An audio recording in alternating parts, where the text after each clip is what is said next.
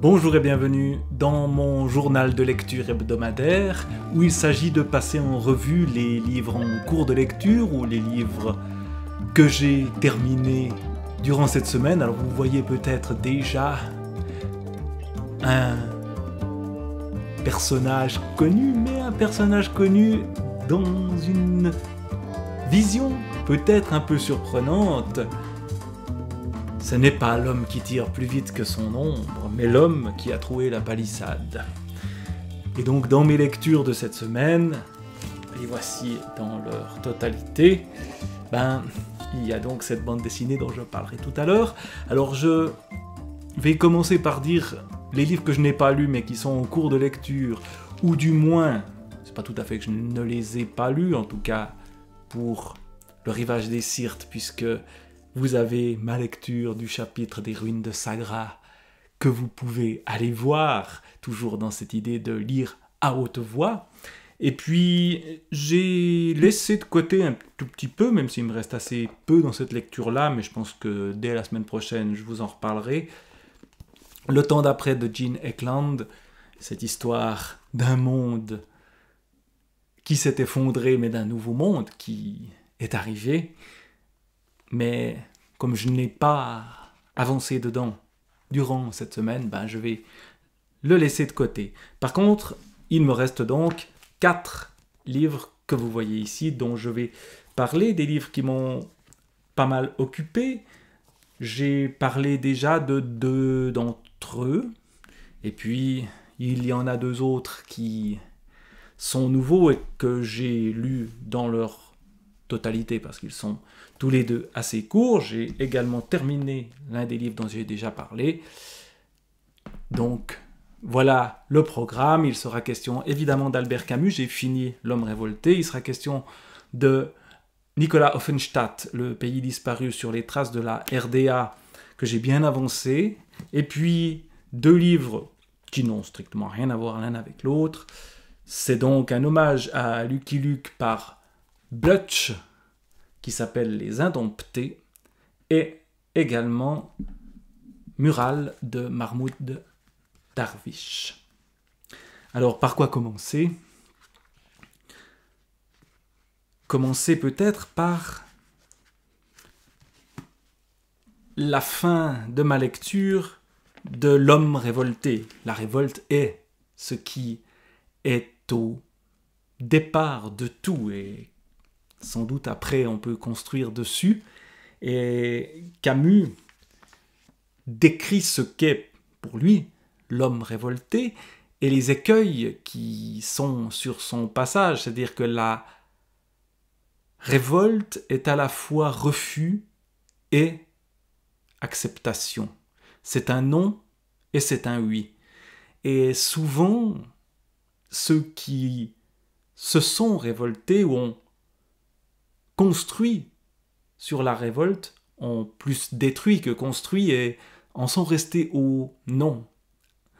Camus va plus loin. Alors il décrit la révolte historique, il décrit la révolte métaphysique d'abord, dont j'ai déjà un peu parlé, et puis il décrit aussi des questions plus liées à l'art.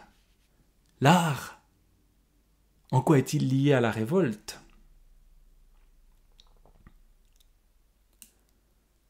Eh bien, il est lié par le fait que l'art est création d'un monde. Ce mouvement est aussi celui de tous les arts, écrit Camus. L'artiste refait le monde à son compte.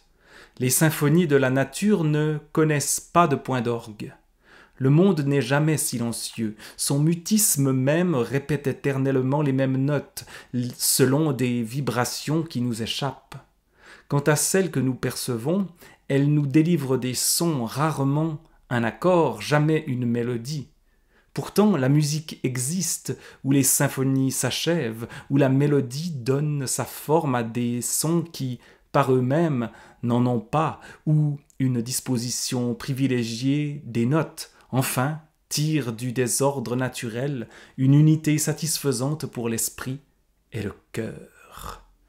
Je crois de plus en plus, écrit Van Gogh, qu'il ne faut pas juger le bon Dieu sur ce monde-ci. C'est une étude de lui qui est malvenue. Tout artiste essaye de refaire cette étude et de lui donner le style qui lui manque.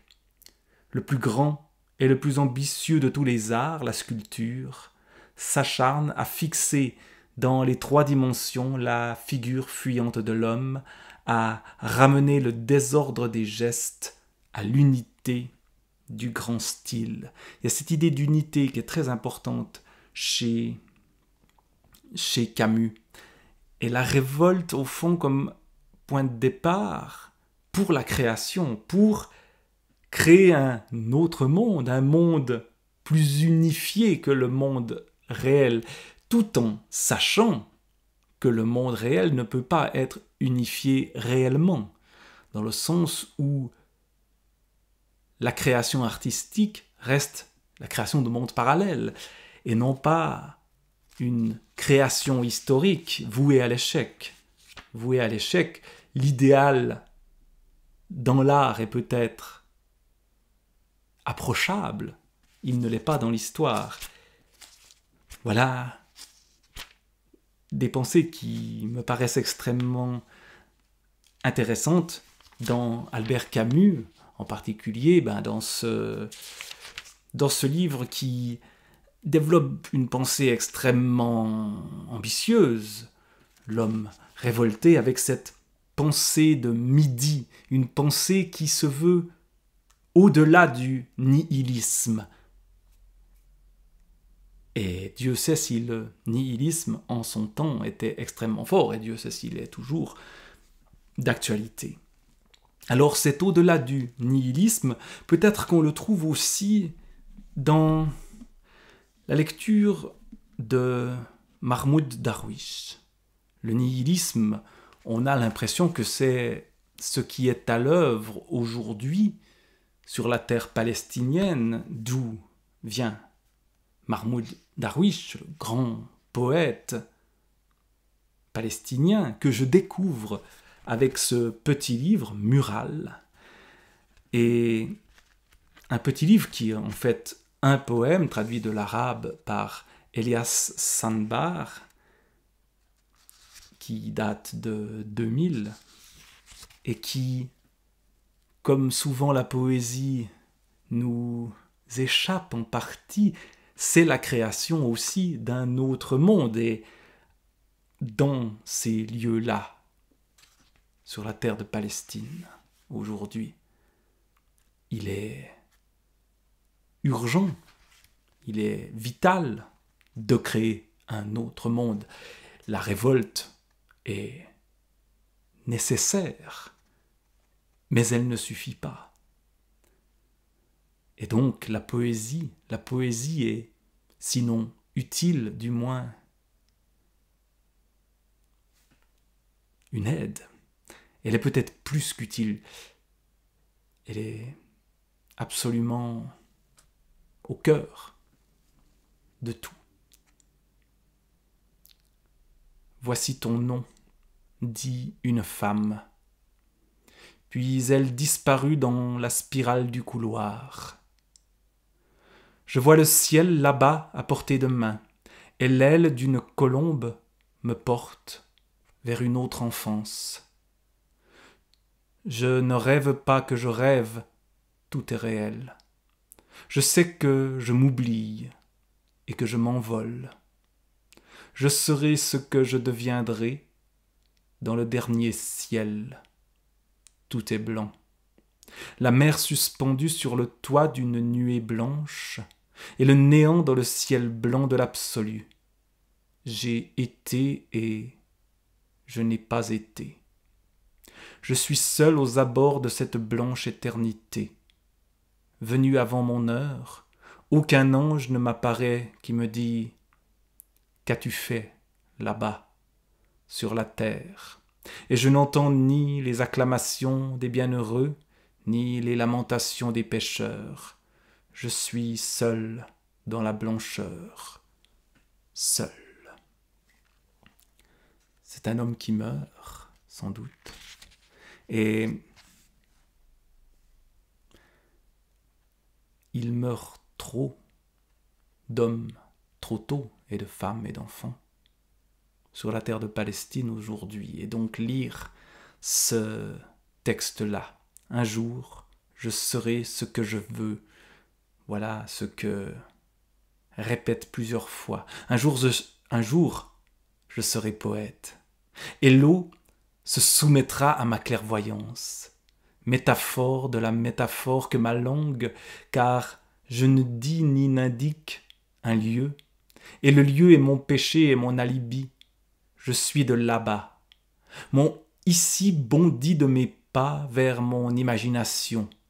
Je suis qui je fus, qui je serai, et l'espace infini me façonne, puis me tue. Un jour, je serai ce que je veux. Il y a quelque chose comme un cri d'avant la disparition.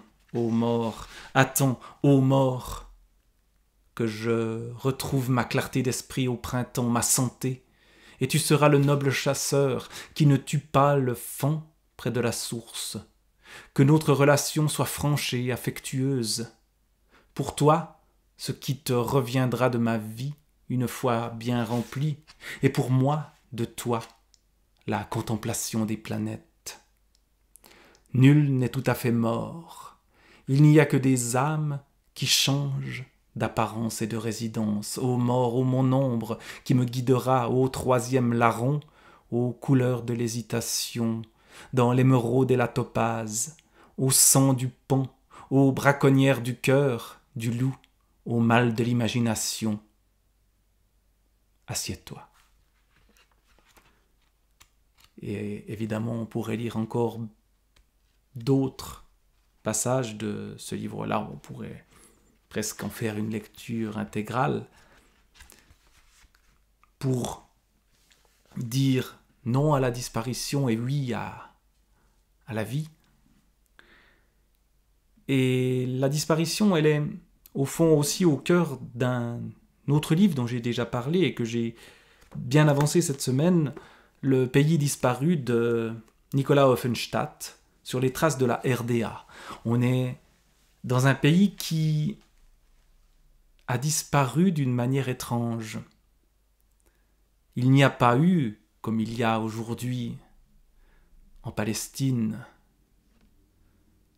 de guerre, de massacres épouvantables. Il y en a eu évidemment en Allemagne auparavant, mais la RDA, l'Allemagne de l'Est, n'a jamais connu la guerre. Elle s'en vante d'ailleurs. Les survivants de l'Allemagne de l'Est, de la RDA, justement, sont des gens qui affirment que la guerre n'a pas touché leur pays. Et l'auteur ici, Nicolas Offenstadt, réécrit l'histoire à travers les traces de la RDA. Il va sur place retrouver des traces multiples, des objets, des statues qu'on a déboulonnées, des lieux qui ont changé d'affectation, des livres aussi qui racontent la RDA et des événements, les anciens de la RDA qui tentent de défendre leur pays disparu contre toutes les attaques qui sont nombreuses contre lui. Et il y a cette ambiguïté dans cette histoire-là d'un pays dont on sait qu'il a commis des atrocités contre sa propre population, mais dont il y a une nostalgie, ce qu'on appelle l'ostalgie, et qui a aussi, disent les gens qu'il a côtoyés, qui a aussi ses côtés positifs. Et surtout, indépendamment d'un point de vue tranché sur la RDA, est-ce que c'était un État absolument horrible ou est-ce que c'était un lieu paradisiaque, évidemment, il y a un peu des deux et il y a autre chose. Mais indépendamment de ceci, cet effacement. Voilà ce qui est interrogé. Pourquoi tout effacer d'un pays qui avait sa culture et les gens qui ont vécu leur enfance, leur vie, en grande partie dans cette culture-là, ben c'est un peu d'eux qu'on tue quand on efface ceci. Alors, il y a cette entreprise de retrouver. Il y a des musées un peu partout qui sont décrits, où les gens accumulent des objets de manière assez peu ordonnée en règle générale, mais qui montrent qu'on n'efface pas la mémoire si facilement. Même si, petit à petit, elle passe en arrière. Comme aujourd'hui, il y a cette idée, en Palestine, d'effacer une culture beaucoup plus ancienne, beaucoup plus large, dans le sens temporel, que celle de la RDA, qui a duré 40 ans.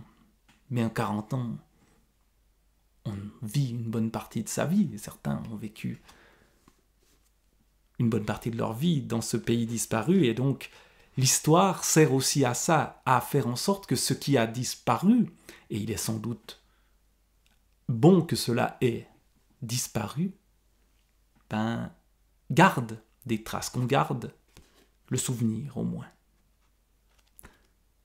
Voilà donc un livre qui m'intéresse beaucoup et que je vais bientôt terminer.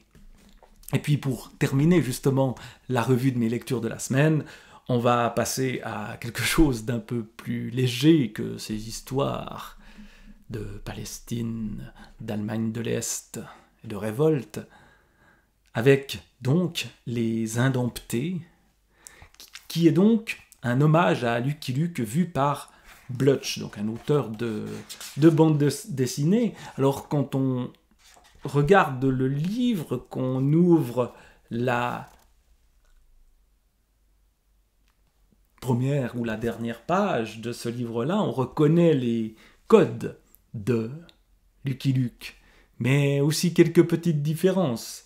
Ce n'est plus l'homme qui tire plus vite que son ombre, mais l'homme qui a trouvé la palissade, et on voit donc qu'on se situe dans un Lucky Luke un peu parodique, mais en même temps, notre Lucky Luke garde ses caractéristiques. Alors il se retrouve à ramener chez un shérif, pas très motivé par son métier, un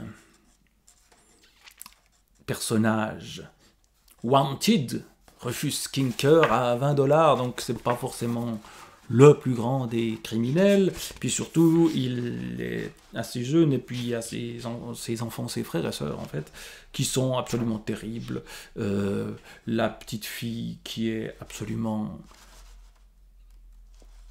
insupportable, même à la lire en bande dessinée, qui insupporte Lucky Luke qui n'est pas un personnage qui s'énerve facilement. Et puis vous avez le Casper qui est une espèce de fou, et puis toute une histoire alors assez à la fois rocambolesque et un peu grotesque d'une bande qui tue soi-disant, ou qui veut en tout cas se débarrasser des parents de cette famille de malfrats.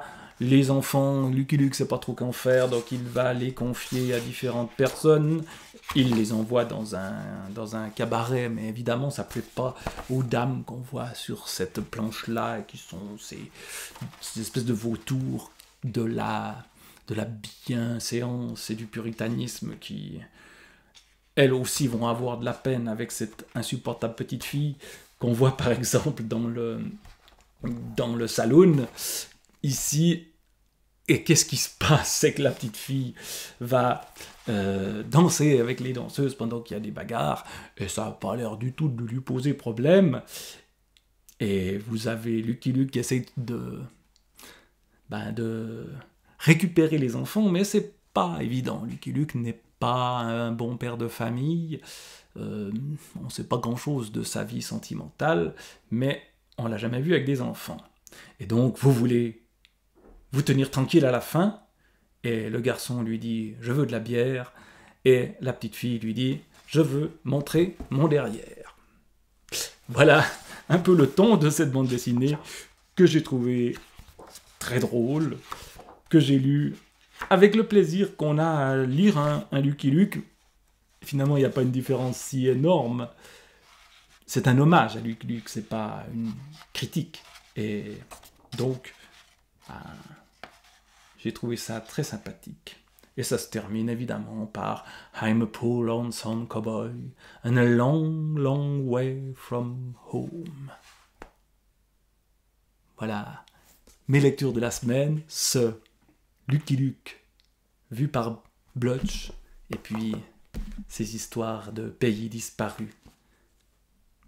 Mahmoud Darwish, Mural, et puis L'homme révolté de Camus. Et la semaine prochaine, on reviendra au temps d'après de Gene Eckland et on lira d'autres choses. On terminera Le pays disparu de Nicolas Offenstadt et puis il y aura sans doute quelques surprises. Et puis, tiens, je me rends compte que j'ai oublié un livre sur ma table de chevet, alors je ne vais pas le prendre là, mais je vais quand même en parler. Je lis aussi, j'en ai déjà parlé, Alexandre Solzhenitsyn, Le pavillon des cancéreux. Un livre qui tourne autour de ce pavillon et qui l'observe selon tous les angles. Et l'on voit le destin et la vie de ces malades, mais aussi des médecins, dans un monde lui aussi disparu, celui de l'URSS, proche évidemment de la RDA évoquée par Nicolas Offenstadt, et aussi face à des êtres qui vont peut-être eux aussi disparaître. Et donc il y a quelque chose de très fort dans ce pavillon des cancéreux de Solzhenitsyn, parce que quand on est proche de la mort, et là on pense à ce qu'écrit Mahmoud Darwish dans Mural, quand on est proche de la mort, tout d'un coup, tout prend une couleur différente. Mais je reviendrai sur Solzhenitsyn, qui m'attend sur ma table de chevet, donc que j'ai encore à poursuivre. C'est un gros livre de 600 ou 700 pages. Donc, je ne vais pas aller le chercher maintenant, mais je vous en reparlerai de manière plus approfondie. Peut-être la semaine prochaine, sans doute la semaine prochaine. Et sinon, bonne semaine, au revoir.